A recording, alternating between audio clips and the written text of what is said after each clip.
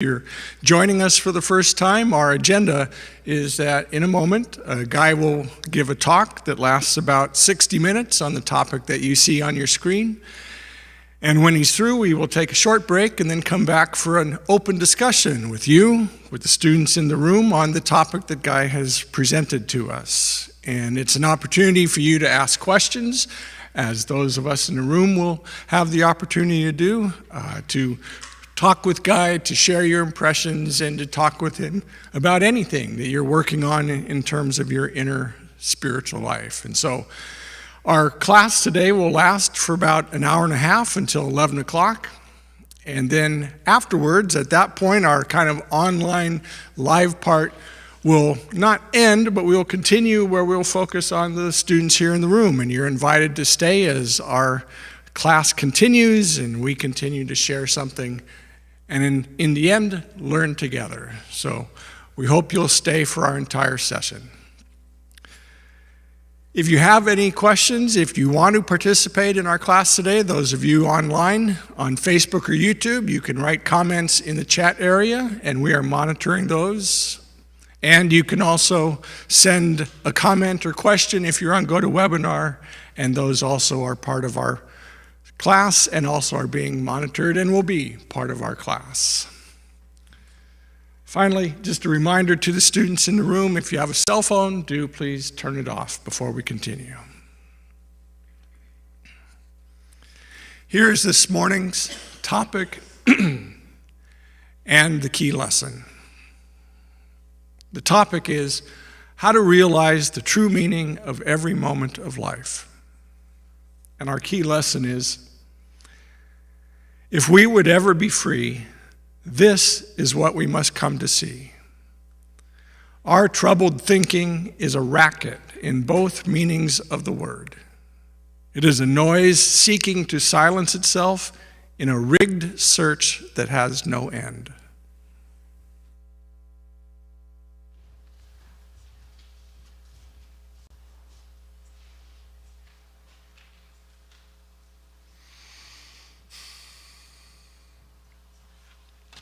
Good morning, and good morning to all of you who are joining us from wherever you are in the world, whatever day or time. You are welcome here, and I'm glad that you have taken that time to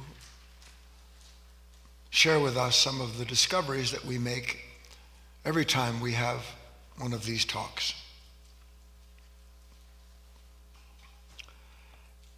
In some respects, I intend to present something to you that is incredibly simple.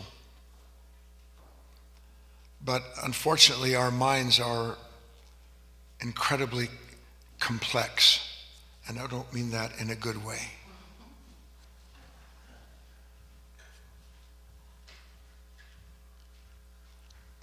But the principal intention of the material we'll look at is to help you recognize that there is almost at all times going on in the background of your mind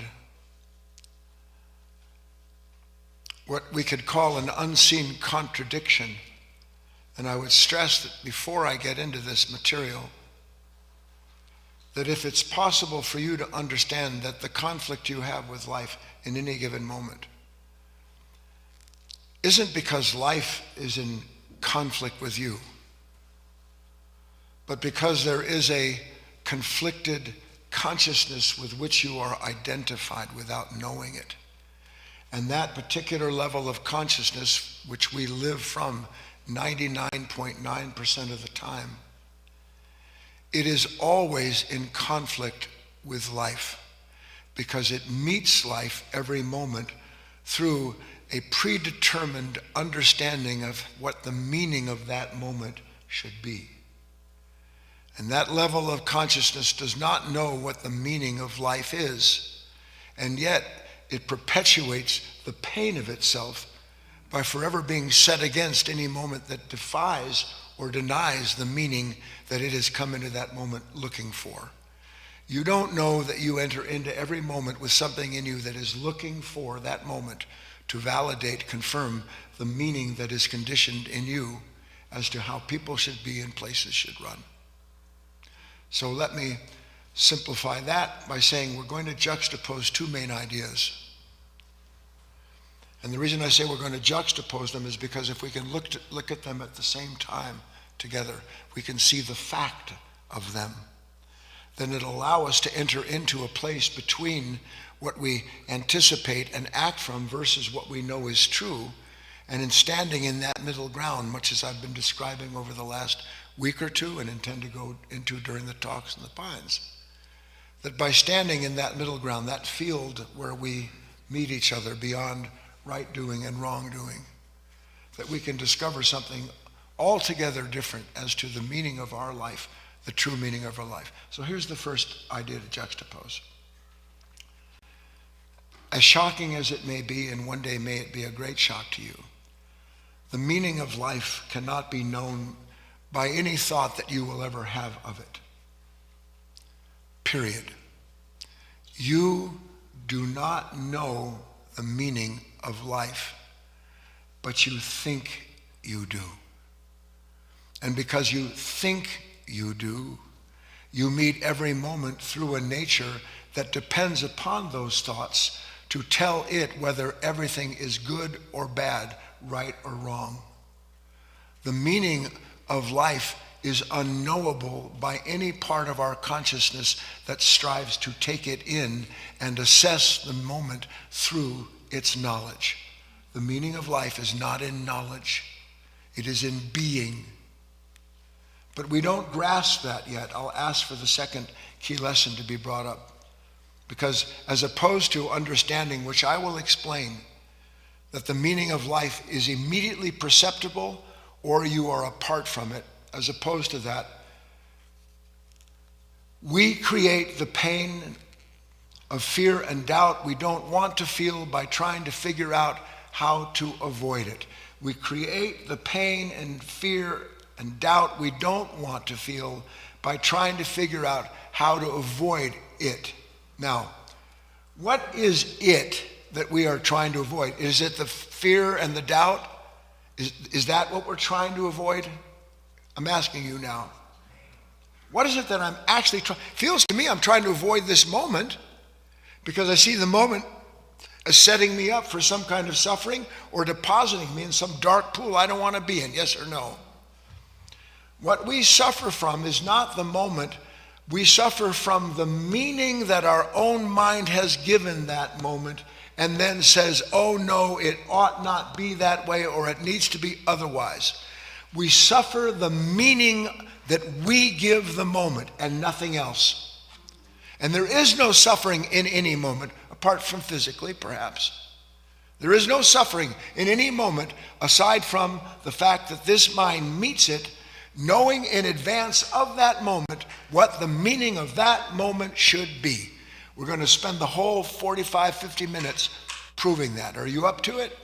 Would it be worthwhile knowing? I get it. Look, you get these ideas and they sink in a little bit and you go, yeah, that's right. And then I get in my car and somebody cuts me off, or I go to a restaurant, somebody doesn't serve me properly. I look at my friends, they're not looking at me the way they're meant to. I get a text message from a family or friend and it sets me off. And in that moment, I know the meaning of the moment. I'm in immediate pain, immediate resistance. And what am I resisting in my own mind's eye in that moment? I'm resisting you. I'm resisting it, aren't I? But that is not what I am actually resisting. That's how this divided mind sees the moment. It is the mind resisting the moment where the meaning it was looking for to confirm it is not met by the moment that seems to deny it. And therein is the resistance, the reaction, the stress, and the suffering. And if you understood that, then when that moment came, you would be able to properly observe yourself instead of serve a self that does nothing but serve a false meaning that it has picked up in this life. You got the basis for our talk? Let me bring my actors on stage while I set it, the narrative.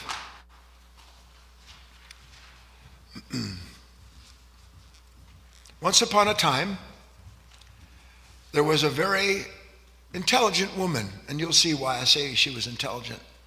And as an IT executive at a major corporation, she won this major award for the Employee of the Year, which gave her and 4 friends of hers a full 3-week, all expenses paid vacation on some luxurious island. What's the name of that island, Eric? Rarotonga. Rarotonga. One day I'm going to be there. The most beautiful tropical island, and all you have to do is lay in your hammock and have people serve you Mai Tais or whatever it is that you want to drink. You scuba dive and you snorkel with all the creatures who love you under the waters, and you listen to the ocean. That's it. That's all you do. Okay, back to reality. So she won this fabulous vacation, and she takes her friends there. But within 3 or 4 days into the vacation, she starts to notice that her friends are not acting at all like friends. Some of them are being argumentative, not just with each other, which they never do, but complaining to the people that are serving them in the various marvelous hotel shops and places that they eat. And that they're basically far more demanding than she recognizes they would be. They're on an all expenses paid vacation. So you wouldn't think anybody would be negative, would you? Yeah, my wife said yeah. But when she asks them why their behavior is the way it is, they're just like that. They've got the defense down. They have the justification, everything like that. Now, our woman of the meeting has been a student of life for some time. She attends those classes out there in Merlin, Oregon, when she's not doing her IT job and volunteering with the IT help. I'm still dreaming about Rarotonga or whatever it is. But she knows something's amiss, but she cannot figure it out. She snoops around. Then one night she's laying in bed and she's thinking to herself, what in the world is going on with my friends? Because I've noticed this behavior in myself. I'm just instantaneously ready to defend behavior that, well, the evil I wouldn't do instead of the good I would. Something's amiss. So she's laying in there, and it's 11 o'clock, 12 o'clock, and just shortly after midnight, when everybody in the hotel is ostensibly asleep because the lights go out, whatever, she's laying there, and all of a sudden, she hears some weird whispering coming out as if from under her bed. She gets up to look under the bed, but there's no one there. But this is what she hears. If everyone around you doesn't treat you with total respect, it means they look down on you, and you better speak up or defend yourself, or it'll get worse. And you know you can't let that happen. For heaven's sake, stand up for yourself. If you don't get what you want, when and as you want, it means life is against you. And you know that's just not fair. You definitely need to figure out why others seem to be more successful than you. Learn their secrets, then you'll be happy. If it's cloudy or colder than you want, you know it means the day is ruined. But why not find some other way to keep yourself busy pleasing yourself? Maybe kill some time in the hotel's grand shopping center, and be sure to take lots of money with you. If you start to feel any stress or tension, it means either something bad has happened or that it's about to. So you really need to come up with a good plan to protect your own best interests before things go from bad to worse. Now, before I go into the story, if you heard a voice like that, would you know it wasn't yours? No. It's coming from under your bed. Are you spiritual ventriloquist? So there she is, and she's stunned because these voices are going on and on and on. Now, she's an IT genius. I had to figure this story out because I was going to tell you she found the little wire and found it, but that's not what happens anymore. Back in my day, gee willikers. But she gets her little laptop out, and she's got some kind of device that can track and trace the URL from the feed into the schmeed that bleeds into the speakers in her room. And she uses it like a tracking device and follows it because she knows something's terribly amiss. Why would there be these voices telling her all of the things that what something means and what to do about it? So she follows her little tracking device all the way through the hotel, and she goes by every room, and every room's got a feed in it just like that.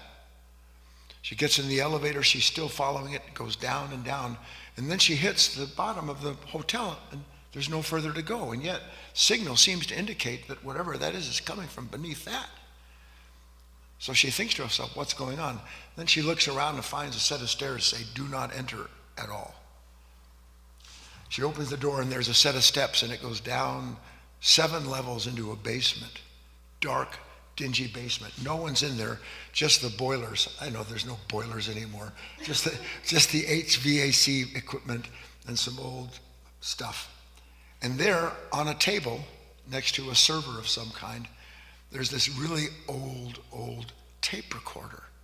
And on this old tape recorder, there's a single reel, and the single reel loops all the way around the room through a bunch of other reels and comes back. And it's just on this endless loop going round and round and round. And she's gobsmacked. She can't believe what she's looking at. Something's feeding from the basement, and then she walks over and she's trying to find out what's going on. And on the table where that old reel-to-reel, most people don't even know what reel-to-reel is anymore, but back in the day, tape recorders had reels, and the reels were how you listened to music, reel-to-reel music, like an old 8-track or a 4-track. I know, nobody knows what that is anymore. I'm so alone. yeah. Except everybody in the room here, right? We're a support group for old, dependent people. And labeled on the box of that old reel-to-reel, it says, the meaning of life. She can't believe it. That something's going on, that while her and she and her friends are in that room, that every night when everybody goes to sleep, they're hearing these voices that are not just telling them how things should be, but what to do when the meaning of whatever that moment is, they're with someone or doing something, doesn't meet what their mind tells them they should, except for one thing.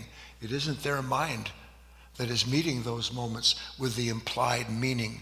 It is the meaning that has been conditioned in their mind over time, meaning by that reel-to-reel looping machine that we, without knowing it, have come into this world already hooked up to. You have the story in mind. Now let's look and see if this is true.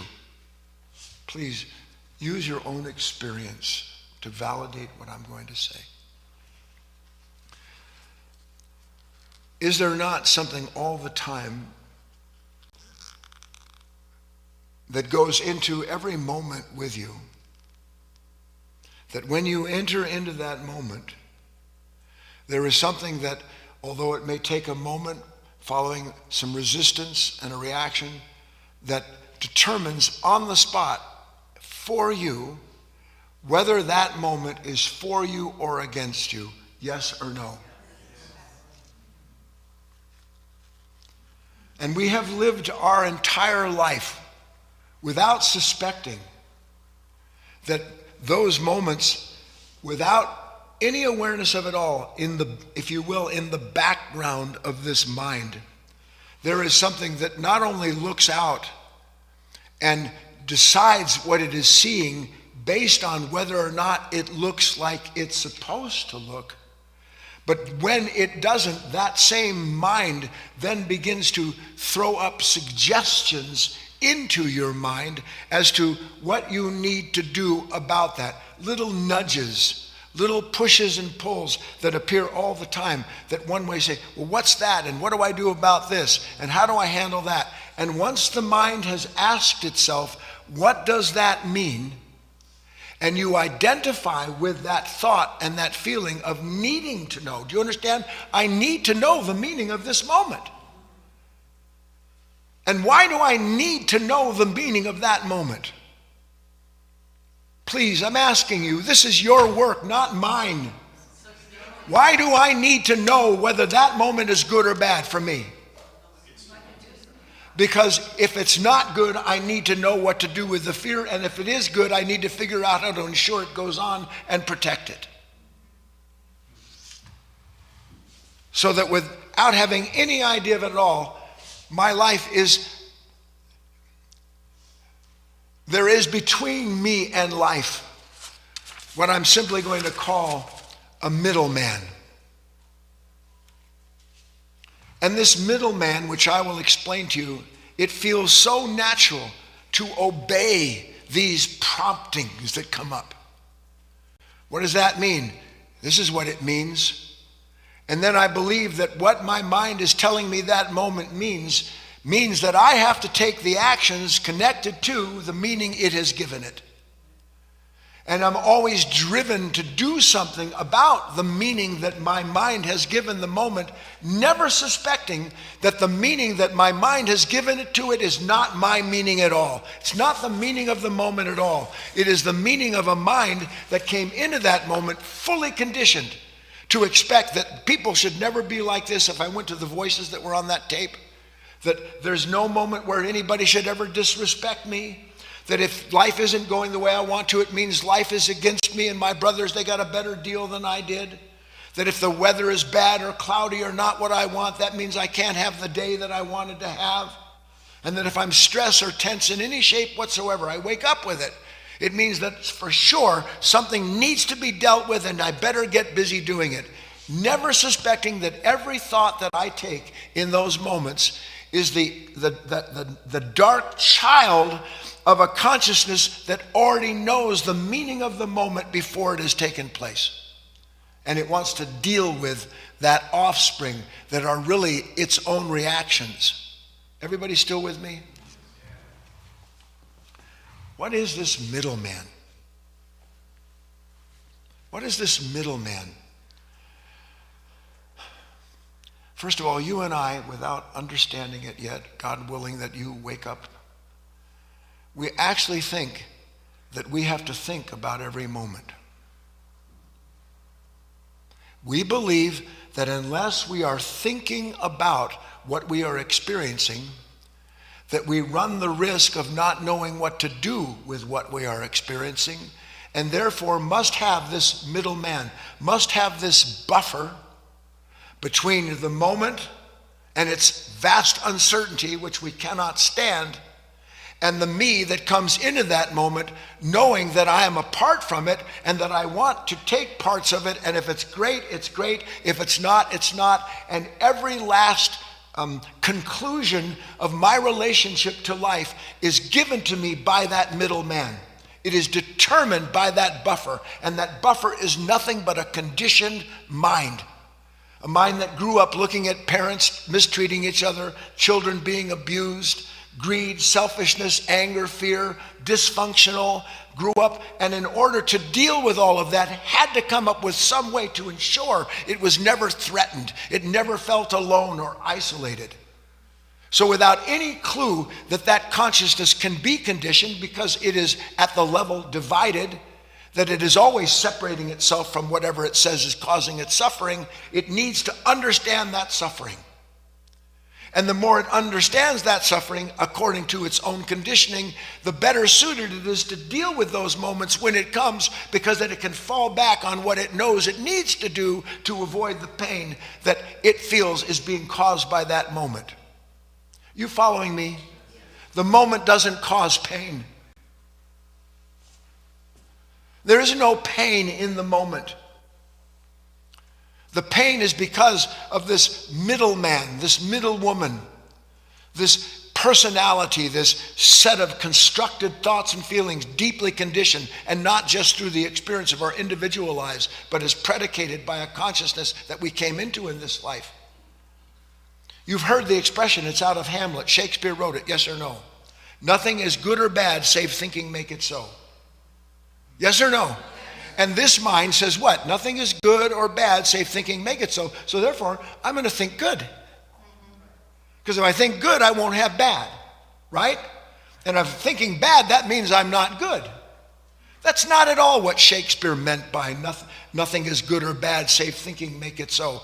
What he was saying is that this buffer makes everything bad because it makes you believe that you are someone being subjected to something that is good or bad, when the only good or bad that exists in this consciousness is that which meets the moment's already knowing what is good or bad, meaning it is the fallen consciousness, knowledge of good and evil.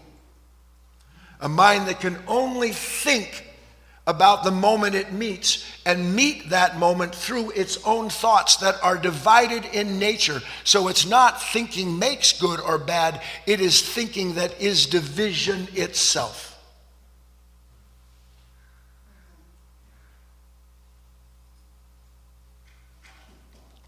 Do you see it? What a gift. You're always struggling, anxious, afraid, nervous, angry. Over what? Over what this middleman, what this unconscious nature has determined for you, what that moment means, could mean, or will mean. And you must, under all circumstances, deal with the meaning that your mind has told you is the moment. Never suspecting you're not dealing with the moment. You're dealing with a moment the mind has made so that it can be the master of you in that moment and continue that identity that it has made for itself, from itself, the fallen nature. Everybody still tracking with me? As opposed to what? Let's look at it again. What does this buffer do?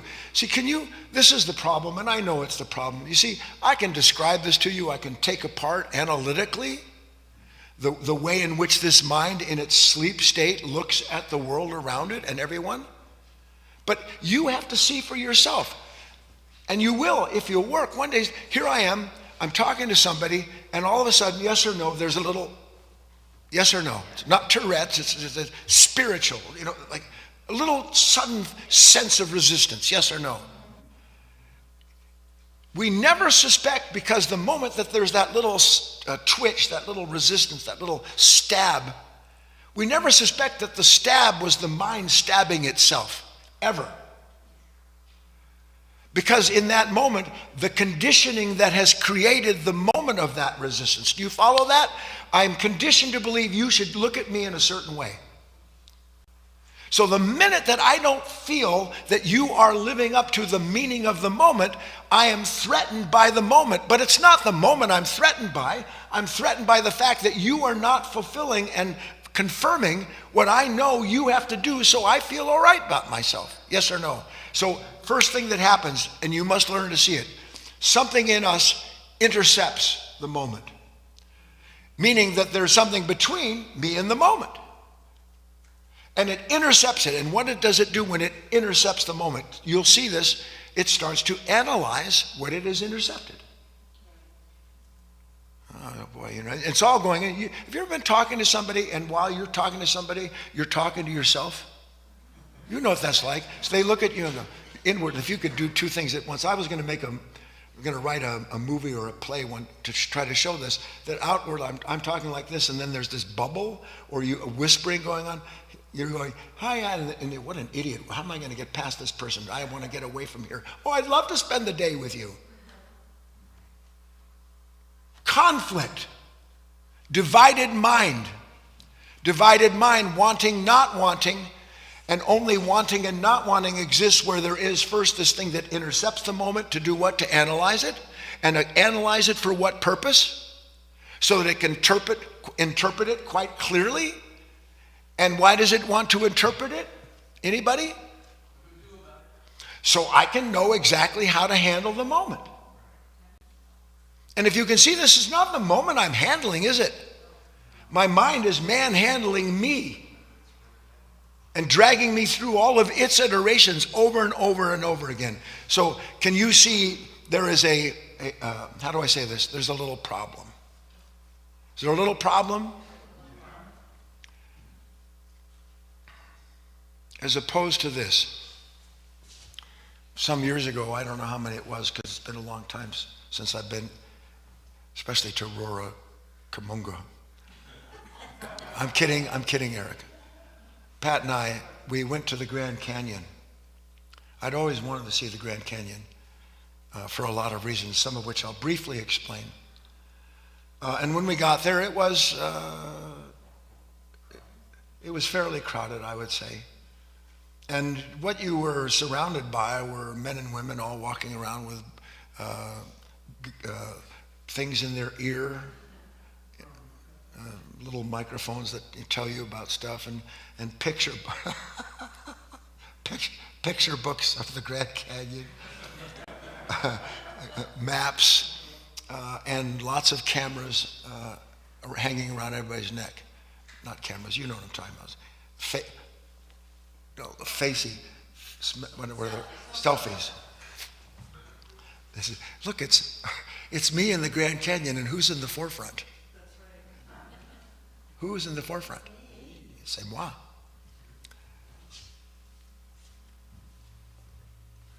And to be clear, at first, there's a lot of reactions to all of the crowd that you're surrounded by. And what are the reactions to the crowd you're surrounded by? Au joie? No, look at what? Look at these idiots. Because they don't see the Grand Canyon. And what are you looking at? Please. Now why am I judging them? Because the meaning of the moment has people in it who appreciate the Grand Canyon like I do. And I'm not appreciating the Grand Canyon. I'm busy depreciating everyone and everything around me for being not the way I imagined it should be, so that the meaning of the moment isn't fulfilled at all. And that becomes the meaning of the whole trip. Did you know it is impossible to be disappointed with the moment? How many of you are disappointed? Forget a moment. How many of you are always pretty much disappointed, other than when you're eating, sleeping, drinking, or having sex? Even then, that can be disappointing.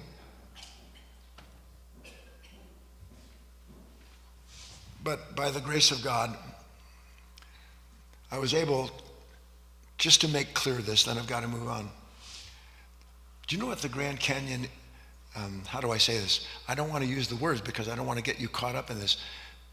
The meaning, in quotes, of the Grand Canyon cannot be separated from the level of the observer of it.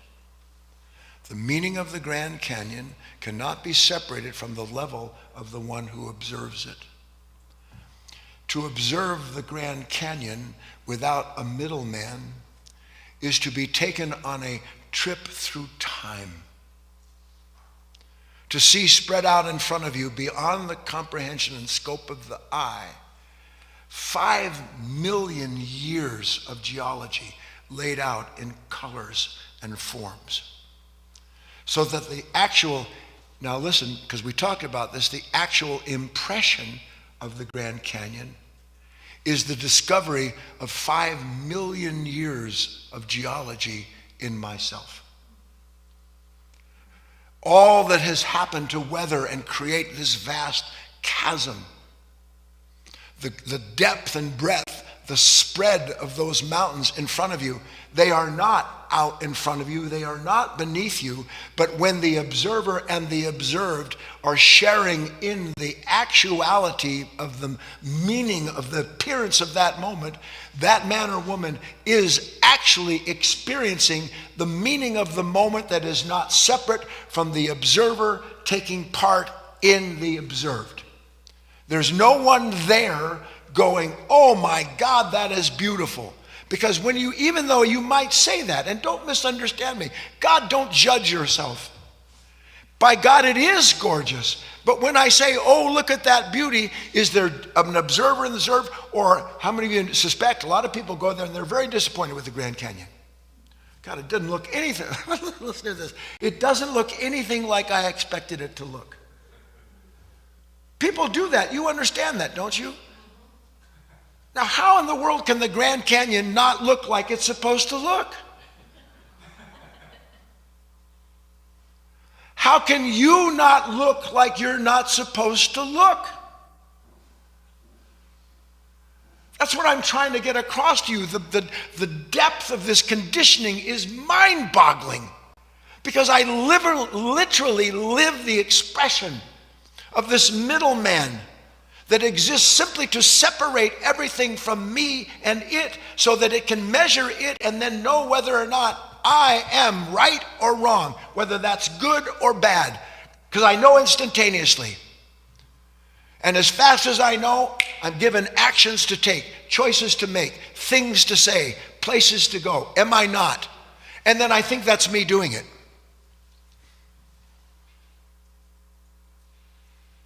God help us. And the Grand Canyon, we haven't even gone 2 feet down into it. That's how deep this conditioning runs. You know how deep the conditioning runs? You ready? Take a nice deep breath. Ready?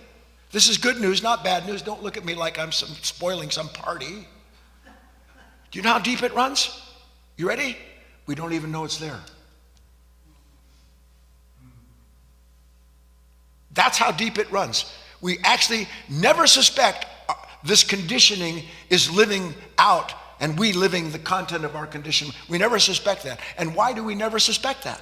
Because of our conditioning. Because I have an explanation and a justification for everything that I do. Do you not? And what is the explanation and justification of everything I do, other than me having determined, the middleman, the buffer, having determined what the moment means, what it can do or not, and then once the determination is made, then my actions are fully justified. Never suspecting that the actions I'm taking belong to the middleman, to this conditioned nature, which is always going to act according to what? To the way it was conditioned, what I grew up. Do you understand that there are people you can look at, you don't even know them, and before you've had a word with them, you don't like them? Are you getting this? So what are we looking at? The observer is the observed. The meaning of a moment. I'll give you another one so you can feel this. Do you remember, I don't know, it was last week, 2 weeks ago, I talked about the idea that a river as it's running, if you were to look at what it is running through, that river changes every bit of the ground it runs through, yet the river remains constant, as does the ground it changes, so that there is this constant rebirth of the river and the ground it runs through, because when the ground is changed by the river running through it, it changes the way the river runs. Does it not? You don't have to be an Einstein for that. So it is in a perpetual state of rebirth. Yes? Now, if I'm sitting someplace by a river, which is why you're drawn to it, by the way, do I need to tell myself the meaning of that? Is the words that I just described the actual experience of me realizing that I am the reflection of that it is a reflection of me? And if I actually experience what I've described, where the observer and the observed are a singularity, am I not in that moment part of the rebirth of everything that's taking place there? Yes or no? So do I need something to tell me that, or am I being brought into a moment-to-moment relationship with what renews itself? Therefore, there's no one there that needs to know the meaning of the moment. Can you go that far with me?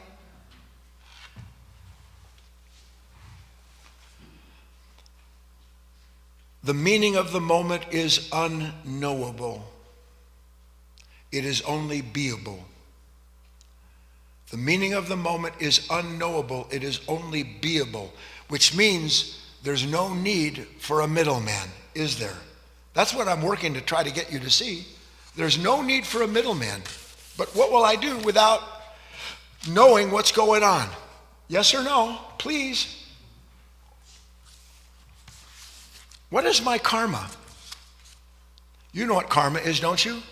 Karma is the experience of a much broader justice system bringing into constant balance all of the energetic bodies that are within it. There's no judgment in karma. It is the ceaseless reconciliation of the created world to the creator. Karma, always balancing. Now, if I act from the middleman to figure out what to do, to go to the hotel shop, buy lots of stuff, straighten this person out, demand, am I not in that moment? Am I part of what is balancing and reconciling? Or am I in that moment creating further imbalance by trying to restore balance to life the way I see it? You want to know why the problems don't end for you? Why the pain keeps going? Because every time it comes up, the middleman starts talking, you start listening to him.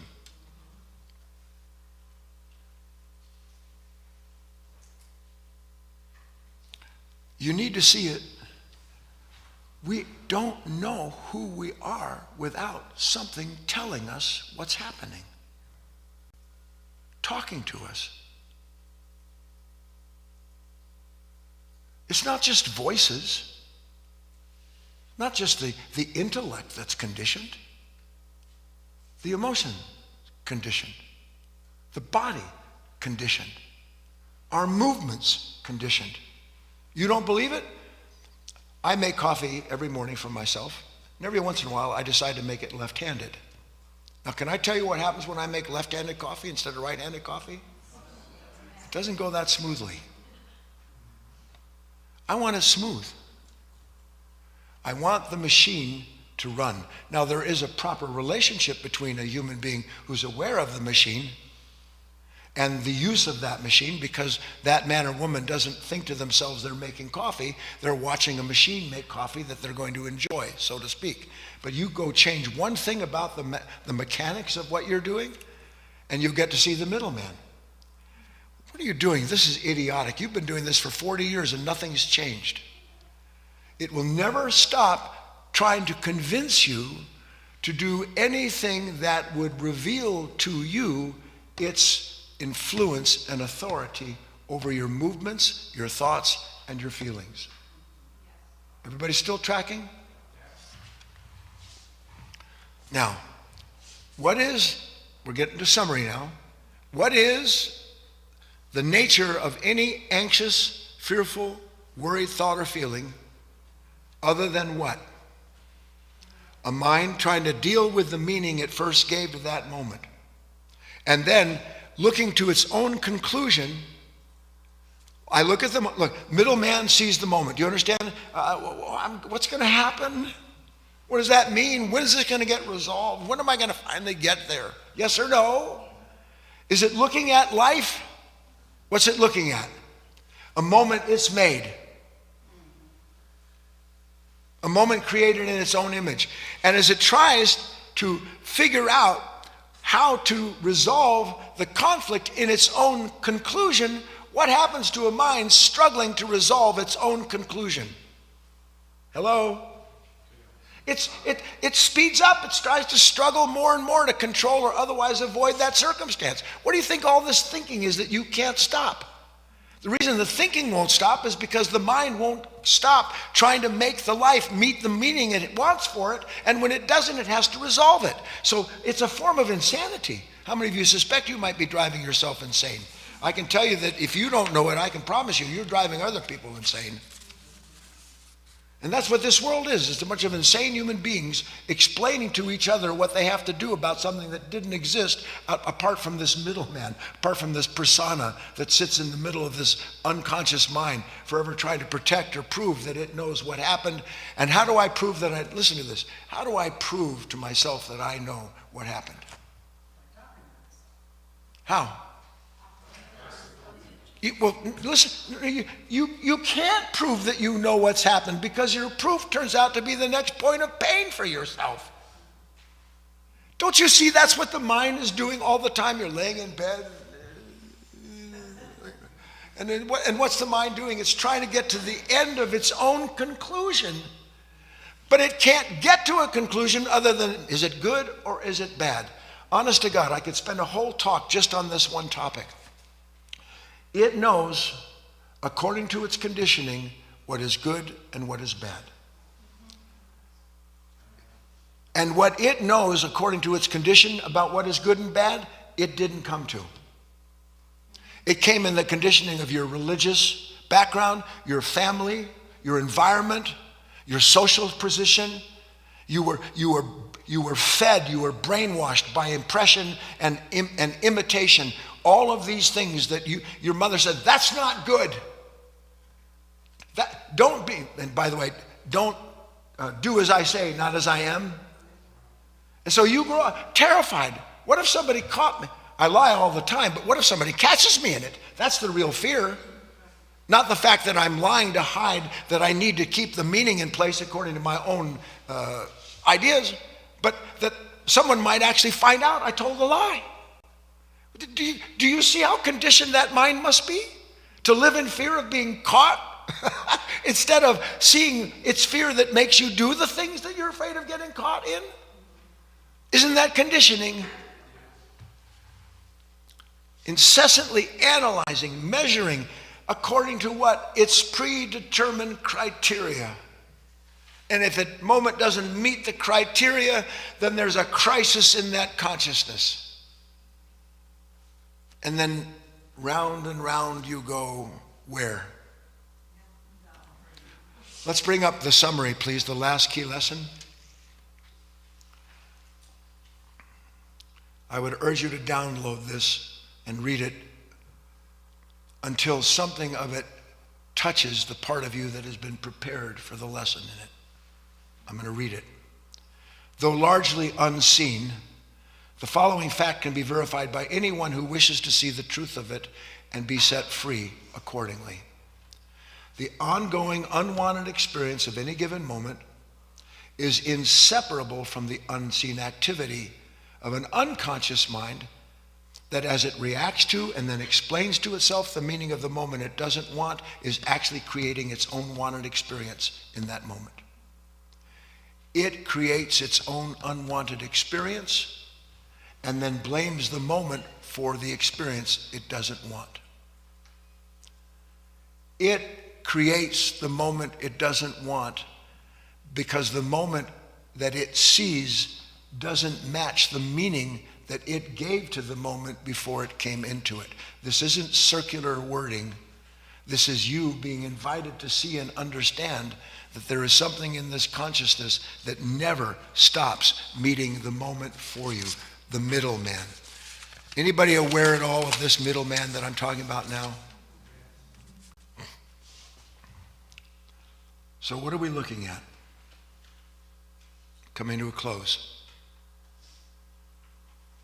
Is it not a contradiction in my consciousness, in your consciousness, that we are afraid if we don't know the meaning of the moment that we'll be unprepared to deal with it, when what we really fear doesn't exist without the meaning we have told ourselves that moment has?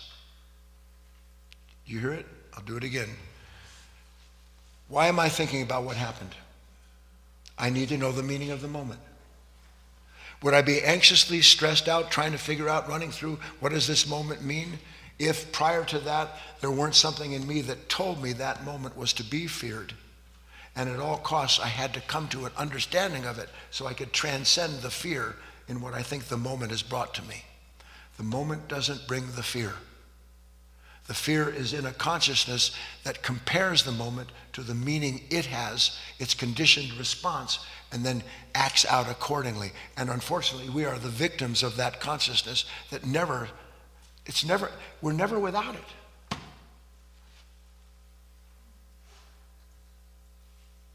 I know I'm asking you to see something that it's difficult for you to see.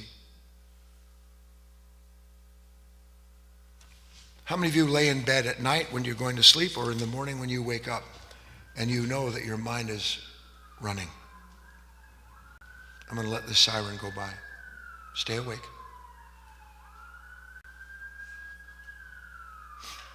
They're coming to take me away.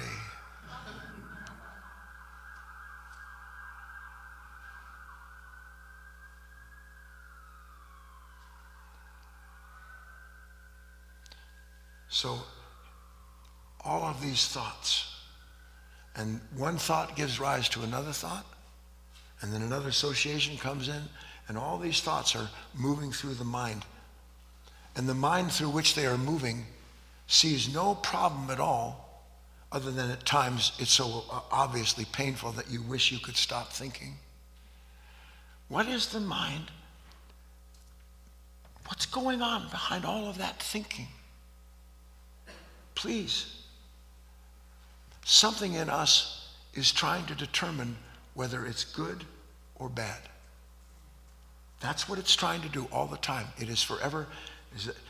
It doesn't ask, it doesn't come out and say, is that good or bad? But by the very fact that I have to constantly move, that these thoughts have to constantly be moved, and it seems like, by the way, you're moving them, you are not the one moving the thoughts. The thoughts do not move because you don't want them. Resistance, which is part of the thought system, actually keeps everything in the air, moving around and around and around. So here I am, and my mind is trying to get everything to be good. That's all. Is that too much to ask? I just want everything good. Yes or no? Now, can I want everything good without thinking to myself, it may not be? Because if everything's good, do I have to think to myself, is it good? No, the reason that I want everything good is because the bad is always there with it. There's always something in the divided mind that's measuring every thought it has and then measuring its own thought. Is that a good thought, a bad thought? Will that lead somewhere, or is it blind corner? And it just goes on and on and on. And we lay there doing what? Here it is. Until something reaches a certain pitch, and then I'll go complain to somebody. I'll go try to fix whatever the problem is that my mind finally decided. And listen to this, the lesser of the evils. How many of you know that most of our choices are dependent on the lesser of the evils? Yes or no? Well, what do you think happens when you choose the lesser of the evils, which, by the way, are arrived at by a mind determining this is a little better than worse, or this is worse than better? What do you think happens to them? That's what karma is. Karma is living from a mind that chooses the lesser of the evil. Because if I choose the lesser of the evil of the divided mind remains in place. And it gives birth to itself in the good that it sees. Because the good that it sees can't relieve me from that divided mind. It strengthens in me my identification with that consciousness, that middleman that's going to come up one day with some miracle, and I'll be finally at peace with myself. Please, do you see it? What do you think the exercise is? What do you think the exercise is? It's pretty straightforward. Catch and dismiss the middleman. Become aware of the middleman. We better go with that before we start talking about loftier things, being able to catch and dismiss. But the beauty of what I'm describing to you is the middleman is contradiction itself. The middleman is the personification of the divided mind. Please? Something's here. It's not the moment itself. And it's certainly not me, because if I was present, there would be no separation between myself and what I'm observing. The meaning would be inherent in it. I would, look, if somebody, I see this all the time. I know people, you know people who have been lied to and betrayed by friends and family. Yes or no? I have to figure out the meaning of it. Which means really what? It means I'm afraid to be without the person in my life that lied to me or that steals from me or cheats me or who won't be truthful. I'm afraid to be without them. And why am I afraid to be without them? Because the middleman says the meaning of my life requires people around me to approve of me, and I certainly don't want people to hate me. So instead I live with loathing myself for my weakness, because I continue to do the things that the middleman tells me I have to do if I'm going to save my life and my family. That's called hell. Because the endless separation produced by a divided mind, me and you, it and them, this and that endless separation keeps us always looking around, looking at these thoughts, thinking about this. What does that mean? What am I going to do? How do I handle this? Oh my God, what's going to happen 2 weeks from now if this happens like that? Oh no, yes or no? All of that belongs to the middleman, not to you. when you see the contradiction that this buffer, this middle persona represents, when you see the contradiction itself in that moment, you are done with that consciousness. End of story. You know the action. The awareness of the contradiction ends the contradiction.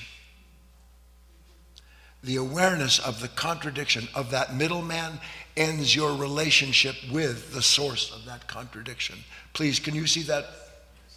Because how many of you would go around everywhere you go, bringing with you somebody, a little person in a purse or a bag or a suitcase, and everywhere you went, when you meet them, you go, oh, no, just 1 second.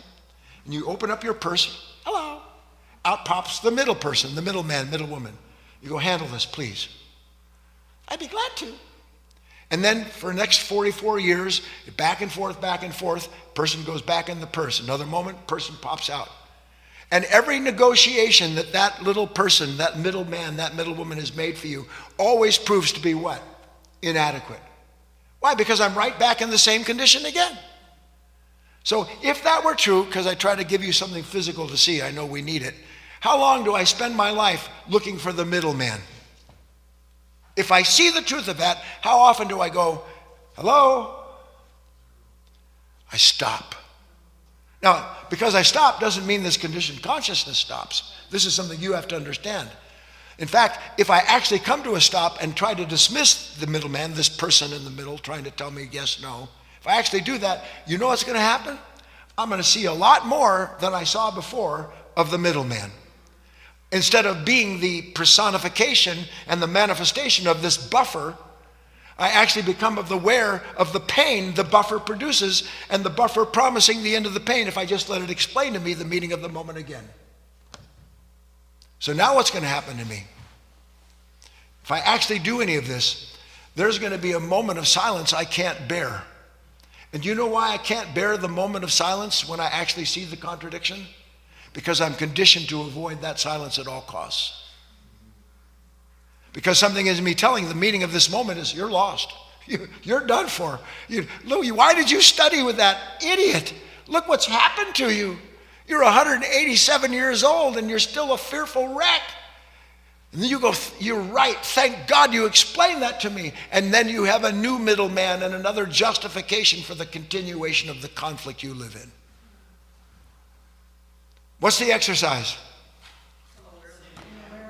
That's it. Just start with that. When I feel that little tension, that little shrug, that little tug, that little pull, laying in bed, can I actually observe that my mind that is trying to bring an end to its torment is tormenting itself? Can I actually observe that? Because if I can, in that moment, the contradiction will collapse and I'll know the real meaning of that moment, which is that the observer and the observed have never been separate, and that God is good because in his light, in that light, I can see all that I have called good is not, and all that I have feared as bad is not. Rather, I have been living from a consciousness that must be understood and ultimately released through that understanding. Yes? Let's take a break, come back and have our dialogue.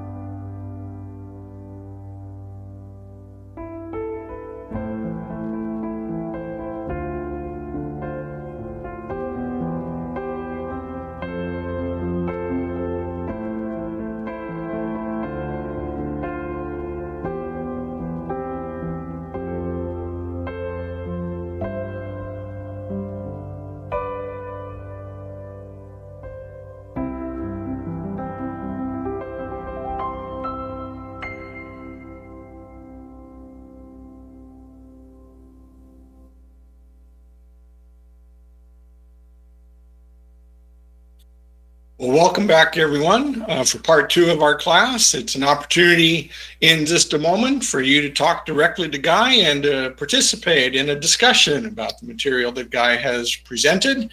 It's a chance for you to send in written questions, which many of you have already, or those of you on GoToWebinar, you can talk directly to Guy in just a moment. So we invite you to join us for that. Before we do so, I just want to take a second to give you a little heads up, a little reminder about an upcoming event here at the Life of Learning. How often? 4 times a year, every 3 months, we have a special weekend of wisdom. And our first one was in March, and our next one is coming up in just a couple of weeks here in June. It is our Weekend of Wisdom, Friday, June 23rd through Sunday, June 25th. And the topic that Guy will be discussing, you can see on the screen there. It is Enter the Never-Ending Flame of Self-Transformation.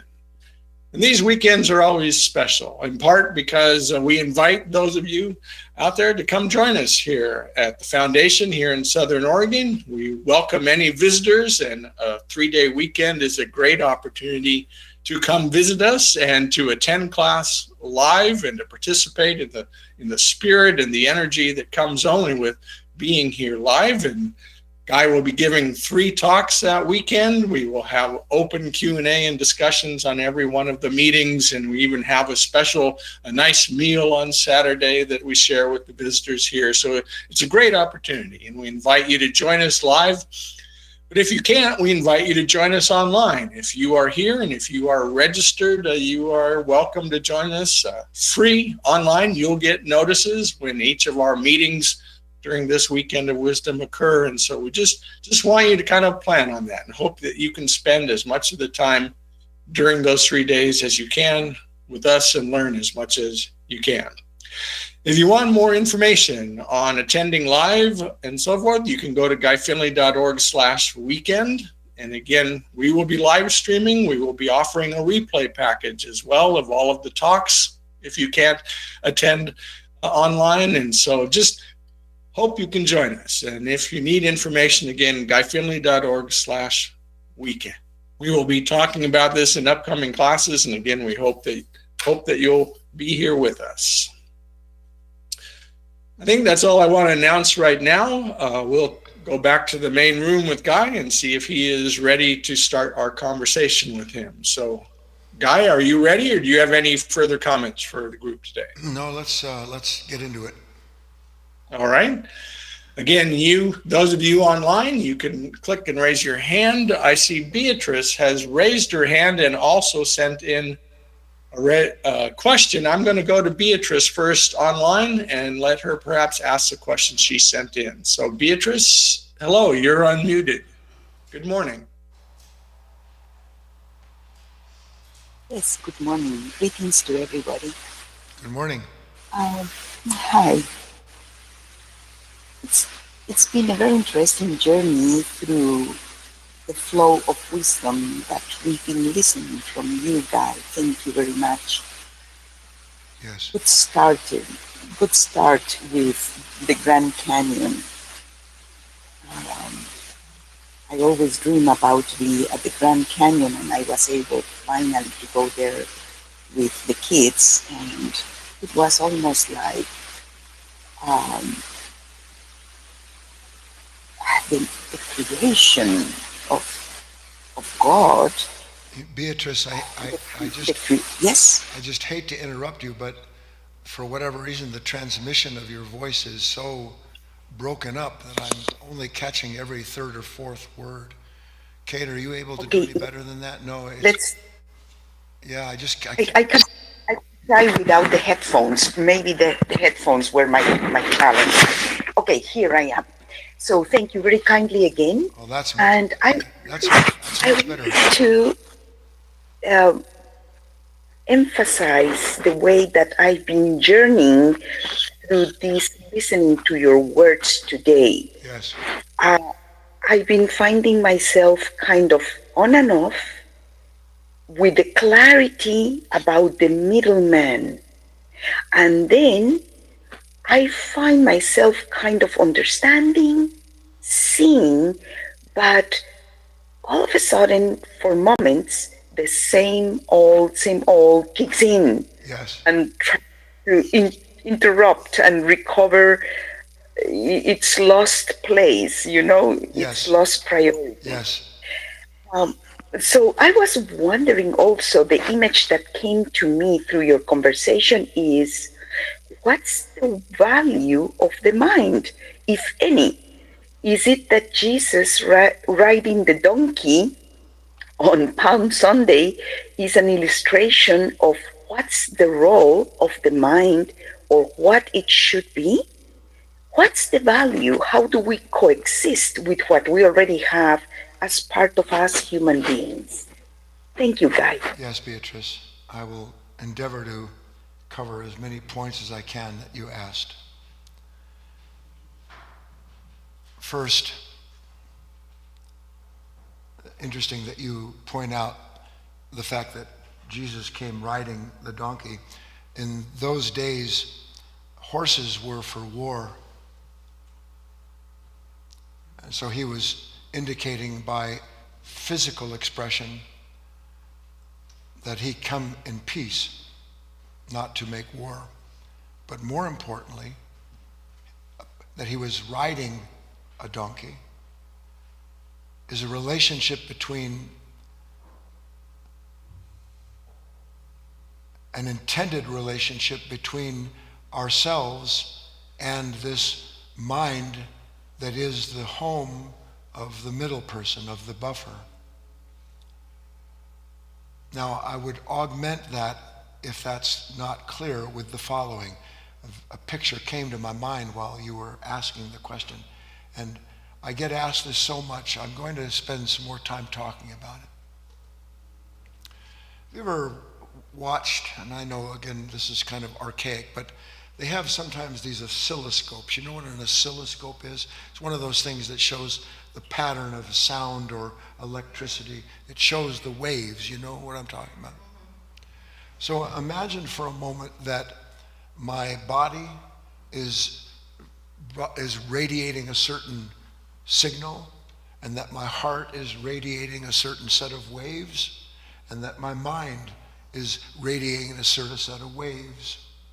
Now, what we call, what Beatrice is saying, this sudden moment of clarity, is when all of these waves that are always separate, because our attention is always belonging to the body, the mind, or the heart, flying around trying to figure out. Every once in a while, if we work, all of that suddenly lines up.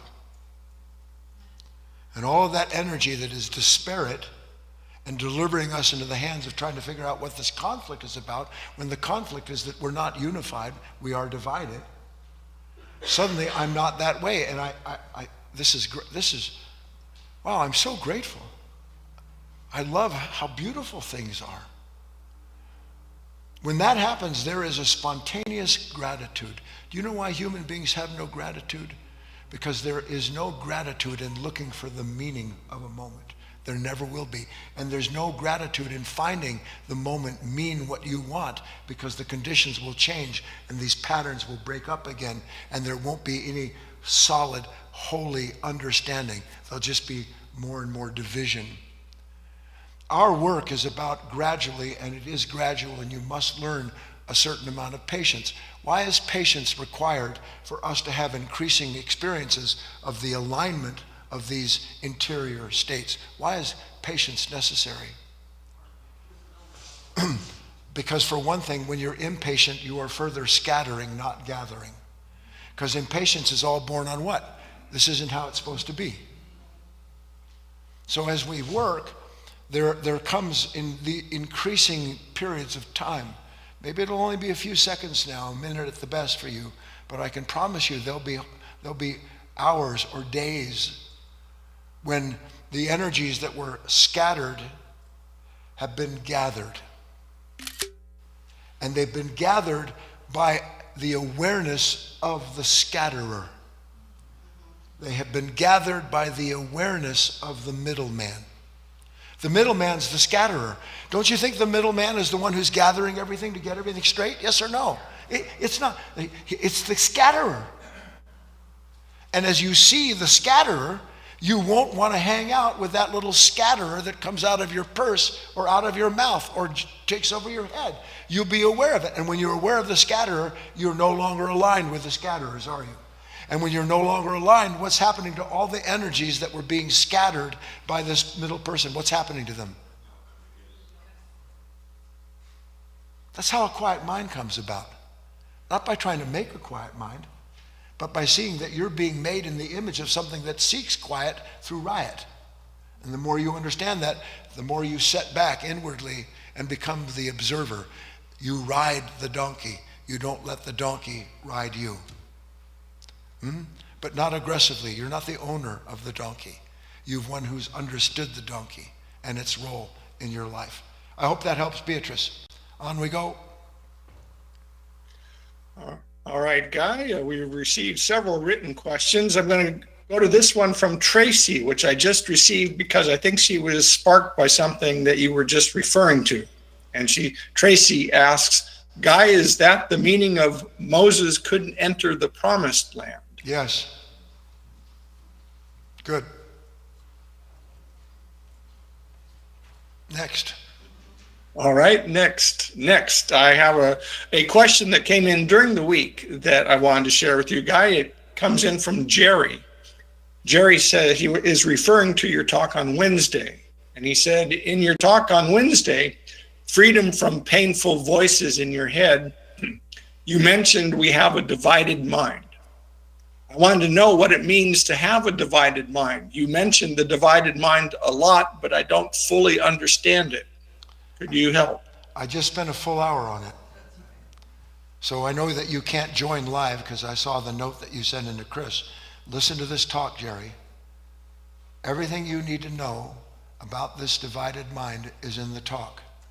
A divided mind is something that sits in the middle and measures everything according to the past. It is conditioned, and its conditioning is to try to protect itself from what it thinks is bad, but thoughts that it couldn't know as bad if it hadn't decided in advance what is good. And its divided mind is in conflict with itself and finds cause for its pain in the world outside of it. A divided mind is the mind that, as you're looking at me, if you're not aware of yourself at the same time you're looking at me, you're in a divided mind. A divided mind is any mind that sees the world apart from the mind in which it is reflected. That is a divided mind. On we go. We'll go next to Gino in our queue. Good morning, Gino. You should be of good cheer. You should be of good cheer. I'm telling you. You're being shown and told things that human beings have spent millions of years waiting to hear. That's just a fact. It has nothing to do with me. It's just a fact. Because in the realization, at least the suspicion of the truth of what you're told, you at least can begin to assume a new interior position based on the wish to understand, instead of believing that what you're being given to wish is based on your understanding of the moment. That's insane. A real human being, if you will, never wishes the moment was different. Ever. Ever. Why? Because the meaning of the moment is not separate from the impression of something that's going, no, this isn't how it should be. I wish it was like that. That's called hell. Wishing that life was different is hell. Your wish is fulfilled that your life becomes different when you stop identifying with the part of you that separates you from the observer and the observed, separates you from the meaning, the actual revelation of yourself. On we go. I'm sorry. Right, who's Gino? Good morning, and good morning to all in the room. How are you? Good, Gino. I wanted to just mention something that you spoke about yesterday on Insight Timer. Yes, sir. That is kind of easy to understand from intellectually, but trying it is really hard. And that is that resistance has no voice, because I hear the voice immediately when I feel the resistance. I'm beginning to understand. Yeah, Gino, listen, good. That's a great connection, because what is the middleman? The middleman is he or she that immediately resists because it's not good, or that immediately wants to avoid because it's going to be bad. That's the middle person.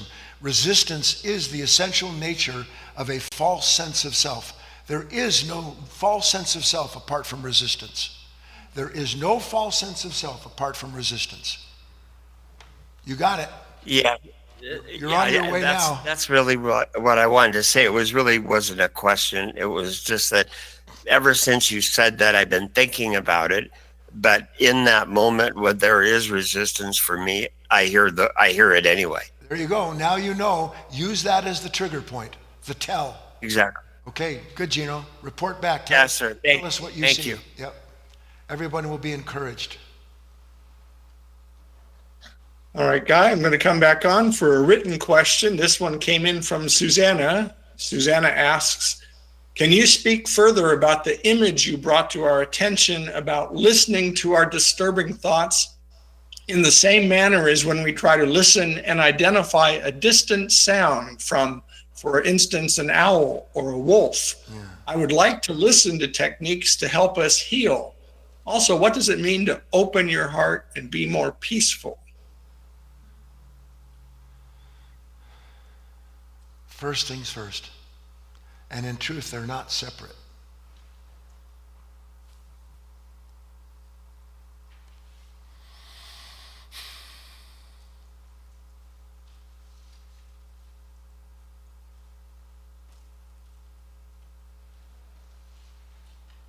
There has come 1,000 times in your life, but you haven't been present enough to recognize it. A moment where you get ready to do what you have always done in that situation again, and where something for a split second causes you to feel a certain suspicion about whether or not I should send that tense email. Should I speak to this person about what's bothering me? Should I bother people with what's bothering me again? What a lovely world this would be if men and women could just be men and women, real men and women. A real man, a real woman always bears their own consciousness. They never try to dump what they don't want of the pain in their consciousness on another human being. What you call sharing is you getting rid of as fast as you can the suffering that you're enduring that you don't know what to do with. That is not love. It isn't hatred either. It is just an unconscious nature trying to shed something that it doesn't know what to do with. That's all it is.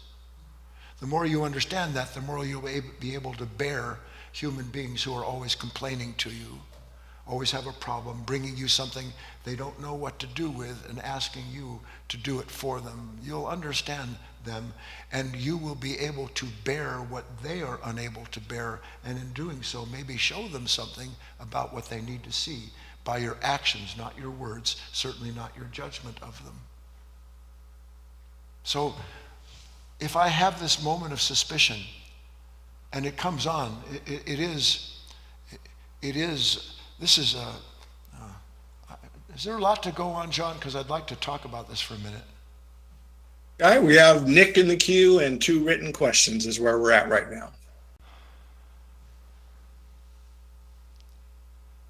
I'll be brief.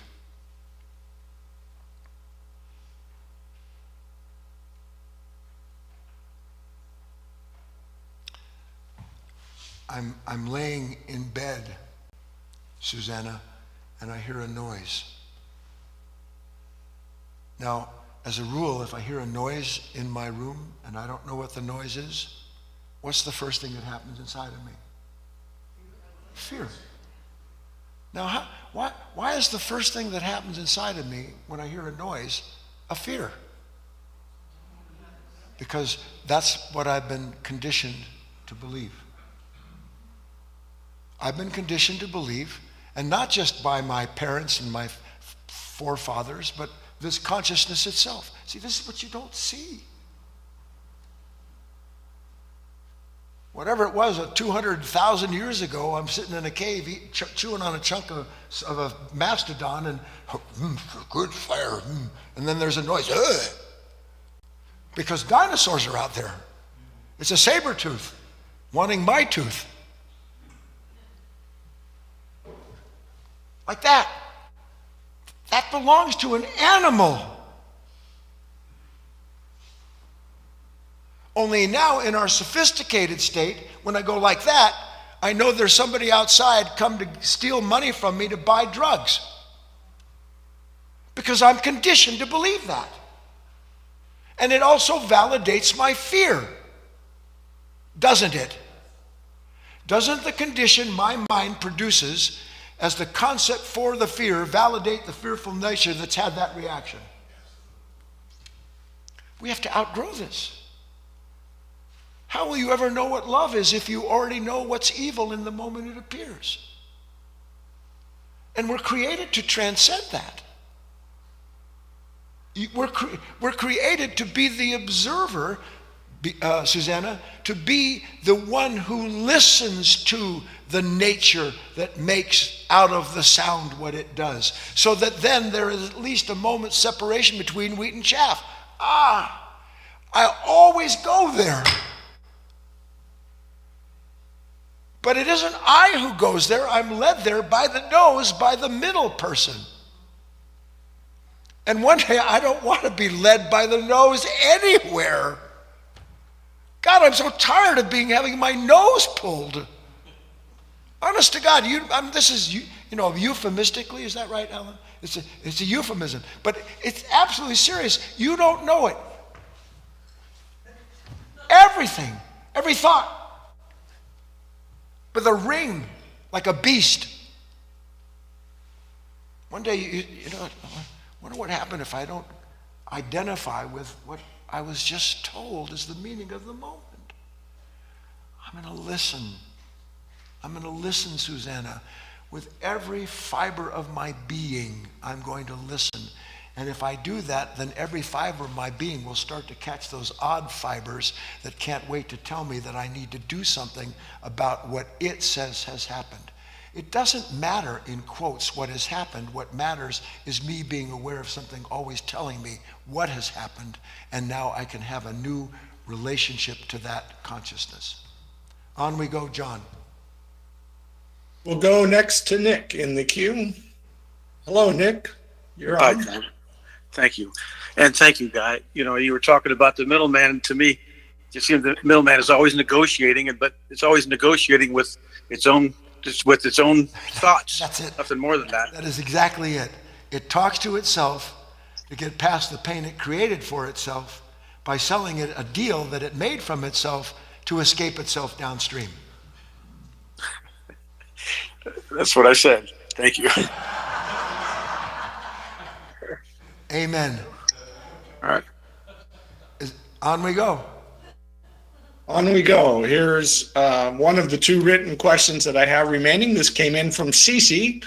Cece says, isn't this where we say, I'm not interested in your storyline any longer? Yes. If that's trying to put an end to it, does it make it worse? Yes. See, it's nice because now there's certain parts that you've heard and seen some truth to, and now they start to, what did I say? Remember what I said about these parts?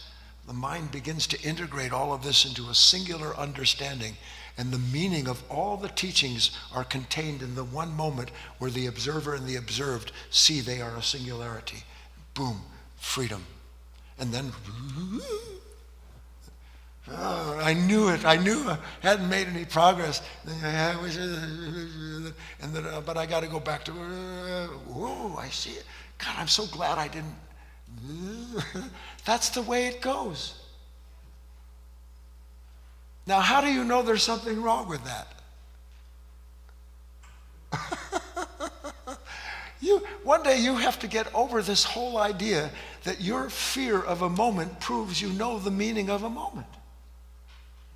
Your fear of it proves you don't know the meaning of the moment. On we go, John. All right, Guy, here is the final written question that I have. It came in from Mary. She says, hello, Guy. It seems that just being aware of that lower consciousness, the middleman, is not always enough to be free of its effects. The body seems to continue on the bothersome feeling. Stop at the first part. Read the first part. The first part, read it again. Hello, Guy. It seems that just being aware of that lower consciousness, the middleman, is not always enough to be free of its effects. Who wants to be free of the effect of something that doesn't exist apart from my resistance to it? The middleman. See, that's what you want. And what you want creates what you don't want. I want to be free of the effects. I'm so tired of being angry and impatient and afraid and nervous and drunk and dismal and dark. I no more. The you that doesn't want to be those things is the you that creates the things you don't want to be. God, I've said this, I must have said this in different words at least 8 gazillion times now. Let it sink in. Mary, stop trying to be free. Start being aware of your captivity. Stop trying to be free. Be aware of the unconscious conflict that's producing the captivity. You wake up to the contradiction in the consciousness. There's no longer a you that's a captive of an effect you don't want. Because now you're aware of the effect maker, which is what the middleman is. He's a special effects master. Isn't he? Don't you see the end of the world? The wave is coming, the typhoon's there, the storm's coming, the lightning bolt strikes, you're dead in the water. Why? Because I'm a master effect maker. I can make movies like nobody's business. Where do you think the idea of special effects have come from? Nothing in this world is made that isn't made in the image of a consciousness that's imagined it. That means the effect maker was there before the effects were on the screen. And then you go look at those. That's fantastic. You're the biggest effect maker that ever lived. You see the end of the world every day. The horde's coming. Genghis Khan where do you think the idea of Genghis Khan comes from? The hordes that overrun everything. So, next part of that question, John. All right. The next part, guys, she said, the body seems to continue on the bothersome feeling even if the mind understands. Correct. Sometimes, even if the talking in the mind is consciously stopped, the negative feeling is still lingering. Yes. How do you suggest we handle it so as to reach the freedom of mind and body of the effect? Don't reach.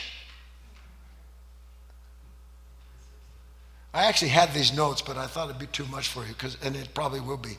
Stop seeking. What are you seeking? I'm seeking the good that I know. The good that I know, do I have to seek it? How can I seek what I don't know? I'm seeking my good. I'm seeking the beauty. I'm seeking the peace. You can't seek those things. The very effort to seek them separates you from the possibility of realizing everything that's keeping you from entering into the moment, the field where we meet. Try and see this with me, if you will. Mary, I hit a bad golf shot. Lots of them. When I hit a bad golf shot, when you say something out of place, when you catch yourself dropping some bomb on somebody, or you see for a split second how vile this consciousness can be, and it can be, that you are violent, you see it. What happens in that moment when for that split second, there's the awareness of that? What happens inside of you? Come on. No! Yes or no? No, I shouldn't be like that. Why is it like this? How come I've hit 8 billion balls and I'm still just, I hit my 1 in billion. I just hit another one. What's all that about? You know what it's about? The moment shouldn't be like that. But does me not wanting the moment to be like that change the fact that that is the moment showing me the truth of myself? But what do I experience? So here I am trying to be collected to hit a good shot, trying to be collected to tell somebody something I need to talk to them about, going to work, wanting to be the most efficient person I can. There I am, and all of a sudden, somebody looks at me, I get a text message, I hit a bad shot. What happens? What happens to all these stuff? Like that, doesn't it? Now, Mary B. So one of these things that goes off like that is that energy rifles through my body. Resistance isn't just psychological. Every molecule of your body picks up in a kind of a quantum field whatever it is that's the most dominating force in that moment. Now my body is like that. My body experiences the resistance that my mind has to the moment. Do you understand that? So do you think, now my mind can recover, but do you think that the physical body recovers as fast as the thought that tells you I shouldn't be like that? Or is the body clinging because it's resisting its own condition? The body's clinging to that. It doesn't know what to do with it. So the body's confused. The body's confused. The body's confused because the mind is confused. And to have a body that's not confused is to begin to free yourself from the contradiction in your own reactions. And as you do that, the residual resistance in the body begins to wane faster and faster until you can have the inescapable resistance, but the split second it's there, it's gone, it's done. And then your body isn't the carrier of the conflict. Which, by the way, in golf is really a good idea, because if you carry the conflict of the bad shot, guess what happens next? Another bad shot. If you carry the conflict of a relationship that you have with somebody into that next moment, what happens the next moment with that person? You go on fearing the conflict you had with them. It's sowing the same thing. I hope that helps a little bit, Mary. All right, Guy, Larry has just raised his hand in the queue, so perhaps we can go to him to end this portion of our class. We will go to Larry. Hello, Larry. We'll go to Larry, and then we'll invite the students to come up to share what they share. If they want to, you're welcome to stay, everybody. I hope you will. You're on, Larry. Hi, Guy. Can you hear me okay? Very well, sir. Okay, very good. I've now become more aware of that consciousness that comes up and tells me what I should think, do, and feel about a situation. I see it in the book, The Courage to Be Free, also other publications that you've created to help me to see this in a larger way. However, this is Sunday, so when I go to work Monday, sometimes that goes out the window because now I'm confronted with, I got to pay my bills. I'm behind. This guy in the office is competing with me for no reason. And all those things start to merge on me on Monday. So it's like a wonderful day on Sunday of understanding these concepts, and then sometimes they fly out the window on Monday. Really? Yeah. So, Larry, let's start at the beginning. I go to work, and everything converges on me. It doesn't converge on me. It is the mind looking at moments that A, it expects from its conditioning, B, that it has never dealt with successfully, so that's part of its conditioning, and C, now I'm back where I started from, and I'm still being victimized by rude people, situations I don't want, to the fear of losing my mind and my money, whatever it may be. You, Larry, will find the freedom you're looking for when at last you understand that the me that keeps experiencing the moments it doesn't want isn't you, but that you carry with you in a mind that you're asleep to the content of all that past conditioned experience that just repeats itself at the drop of a hat. So instead of going in there, Larry, as you are indicating you will, as everybody in this room understands, instead of going in there and waiting for the shoe to drop, you know what that means, don't you? Yes. Let me take my shoes off before I walk in the house. Let me go into my job with a single intention. I do this all the time, wherever I'm going. I'm going to give a talk on intentions. There's one of the most important things. Single intention. Let me catch the moment where the middleman starts to produce the misery that he blames on that person that I've been arguing with for 50 years. Let me just catch that little twitch of resistance. Let me just catch it. And then let me turn my attention within instead of letting the middleman place it outside of me where it's justifying the pain I'm in again because that person is the way they are again. God, if you ever want to be free, listen, when you understand that no sleeping human being can do anything other than be what they are again, and that as long as you become again what you make of them by not wanting them to be that again, you will be that again and again and again and again and again. You will be free when you can use every moment, every person, every manifestation, every unwanted moment. You will be free when you understand that you go in with something that doesn't want the moment before it happens, and that in the observation of it appearing, now you have an inlet into this fragmented schismed, this divided self. And your awareness of that does what? Begins to release you from the identification with the reaction, with the body, with the part. It all come together, come together, come together. And you'll see. And the more you see, the more you'll want to see. Even though lots of times the things you see, you wish to God, the middleman wishes to God had never been seen. I hope that helps, Larry. Make an intention. One intention. It does. Don't try to be anyone. Don't try to do anything. Don't try to get people to be anything. Let me be, I'll use these words, let me be my own man. Okay.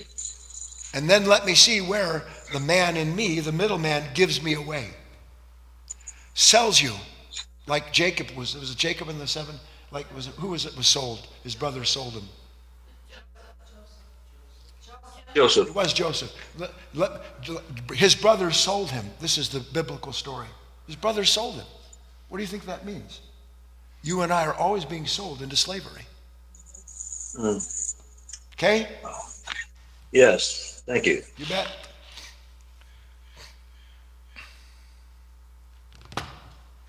Hello? That's it. All right, over to you in the room. Okay.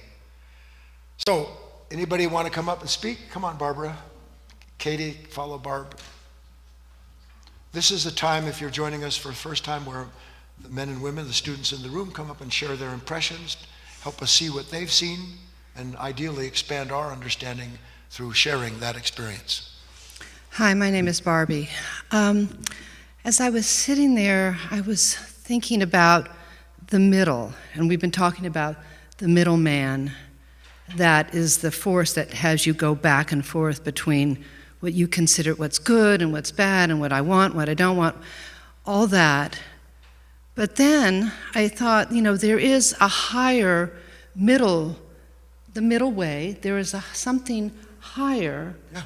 And that's what's so interesting, because there's a lower, which is like down middle, and then there's up middle. And that's part of the Seal of Solomon, isn't it? Yes, and that's just completely awesome, because it's also, this is like the symbol of the devil, and this is the symbol of truth going upward, where, the triangle, whatever, I'm not really sure of all that, but, wow. The true middle is the silence. I was listening, I don't know why, I'm always listening to the news, which is just because something in Barbie is so addicted to going back and forth. If you could buy a drink called tension, you would own a six-pack. Okay, sure. Yeah, because she's been conditioned to know what's right culturally, politically, socially. Yeah. Show us the face that you have when you...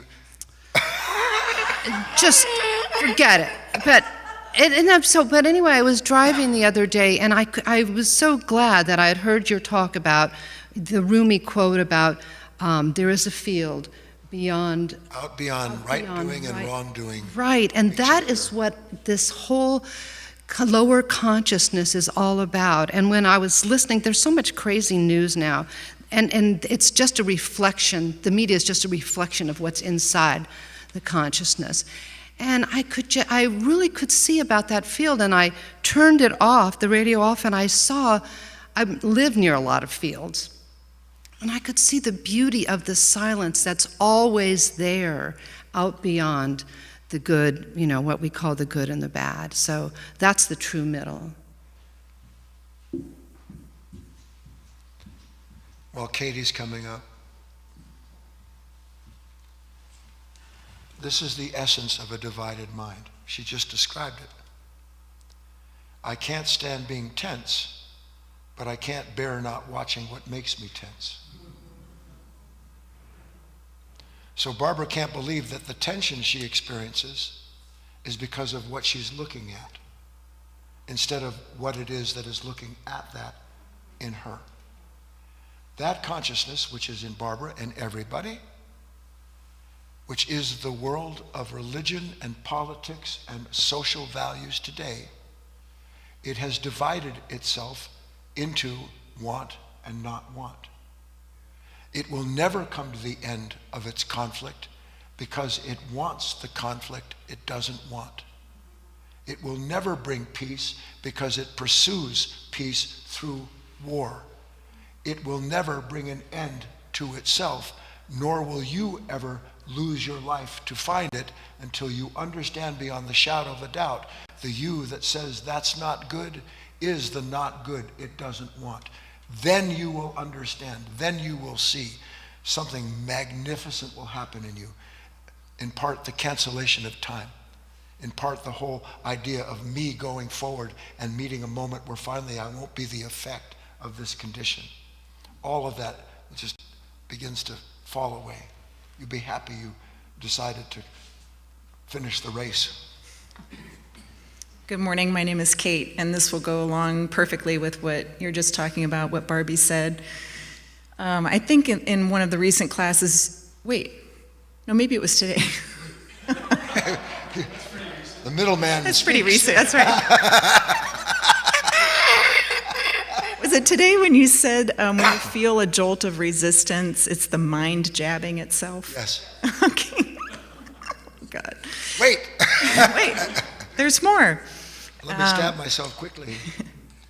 Well, what a visual that is. I mean, I actually tried to think of a moment that that Kate has resisted recently and imagined myself jabbing myself.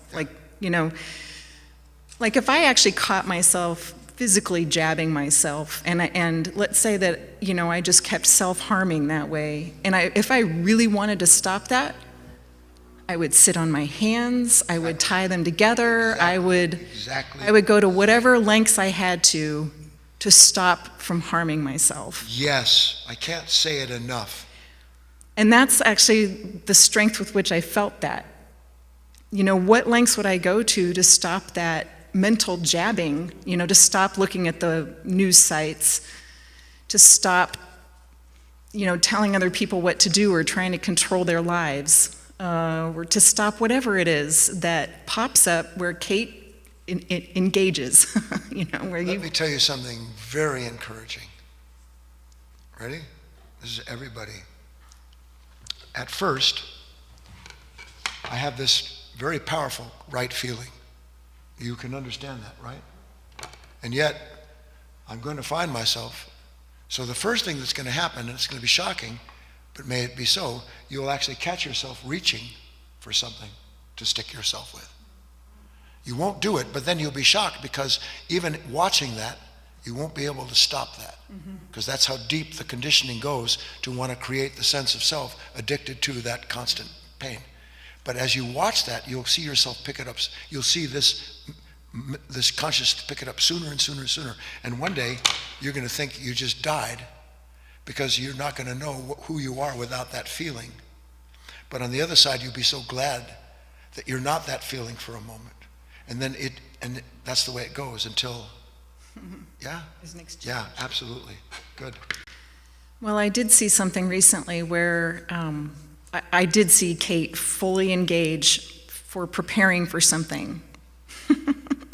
To the point of making lists and preparing to send emails and all that. And something did step back and just let it all fall down. It was like I actually saw it all animate, And then when my mind, or when my will or my heart or something stepped in and said, no, I'm not going to bring that pain on myself again, it literally all just collapsed, like a puppet strings being cut or something, you know? Like the special effects being taken out of the program. Yes, exactly.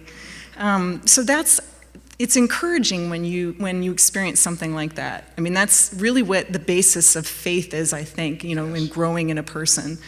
And I loved when Guy said, let me take my shoes off before I enter the house.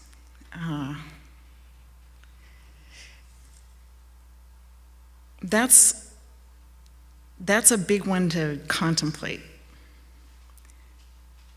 Like I can even just make this an aim for today.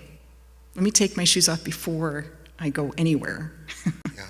And walk barefoot into the place, you know, so to speak. So thank you. Come on, Eric. More encouraging news. Ready? So Kate can see there's something good in that, can't she? But I can't quite make it my own yet. But I know the good in it. Yes? The good is already there. The good is already there. Now I just have to go through dying to all that keeps me from being the instrument of it instead of the instrument of the middle woman. It's already there. That's what faith is discovering that it's already there. I just have to do my part so that my will can be sublimated to that greater will that knows not to stick itself with Eric's fork. I'm Eric. The fork of Eric.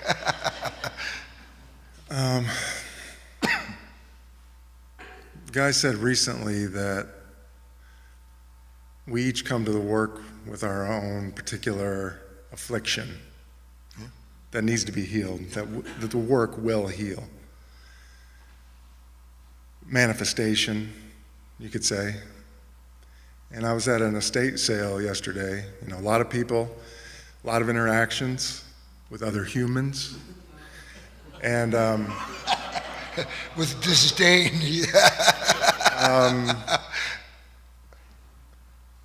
And there was this one interaction with a man, a decent man.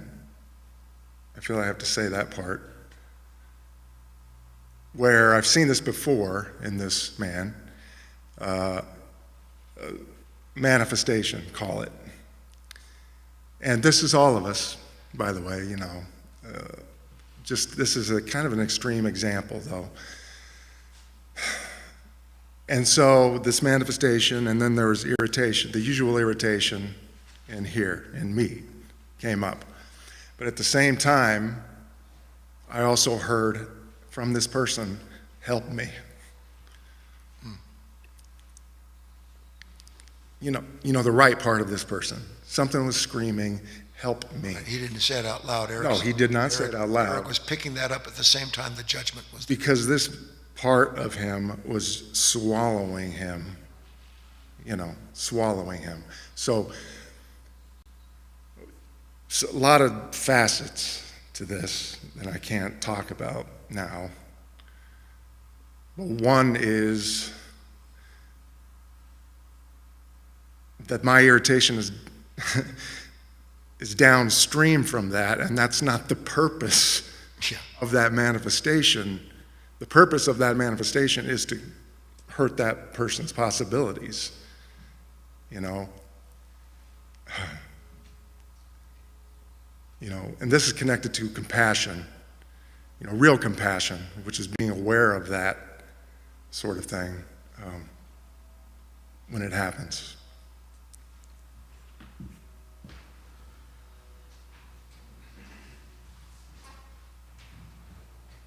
Come on, John.